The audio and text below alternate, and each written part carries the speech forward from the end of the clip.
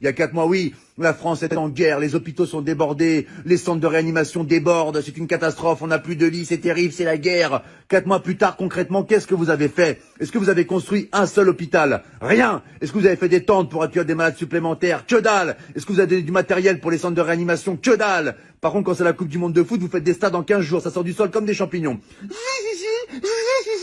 Les stades, ils les font en 3 semaines. En Chine, ils ont fait un hôpital en 10 jours. Nous, ça fait 4 mois, on n'a même pas des couvertures en plus. Un oreiller non plus? Bon, bah écoute, c'est super, hein, vive la France. Et arrêtez de nous balancer de la poudre aux yeux pour camoufler vos incompétences à parler de l'islam H24, c'est terrible. Les femmes voilées, les piscines séparées pour les femmes, le séparatisme, les extrémistes, les hommes qui se douchent en caleçon après, c'est un signe de radicalisation. Vous allez arrêter de casser les couilles aux musulmans, mais c'est quoi ce bordel? Là, si ça continue à ce rythme-là, ils vont dire que le coronavirus, il a muté et que les musulmans ont créé une bactérie qui s'appelle le Hamid-19. Nous sommes avec Jérémy qui a été infecté par le Hamid-19. Pouvez-vous nous raconter votre calvaire, Jérémy? Bah, ça a commencé par la barbe qui pousse toute seule. Alors je suis un berbe à la base, donc c'est un peu incohérent vraiment. Et après, les premiers symptômes, j'ai dit des mots d'arabe en pleine nuit. Je me réveillais, Allahu Akbar.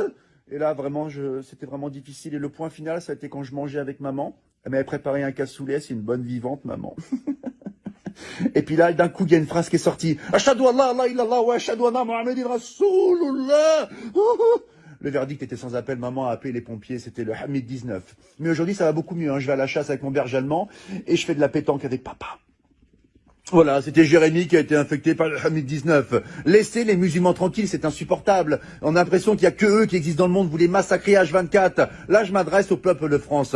Il faut qu'on défende nos frères musulmans, ce sont des Français à part entière comme nous. C'est comme si on laissait un gamin à l'école se faire tabasser par 10 personnes et qu'on réagissait pas. Il faut qu'on les défende, d'accord? Les médias se servent d'une minorité pour salir une majorité. Ils leur cassent les couilles. La plupart des musulmans, ils sont en France, ils sont sans problème, on les entend jamais. Ils veulent une vie tranquille comme vous, comme moi, comme nous tous. Laissez les musulmans tranquilles. Et là, c'est pas un rebeu, c'est pas un Renoir qui vous parle. C'est un blond aux yeux bleus qui vient de Bretagne et qui t'emmerde, espèce de facho de merde.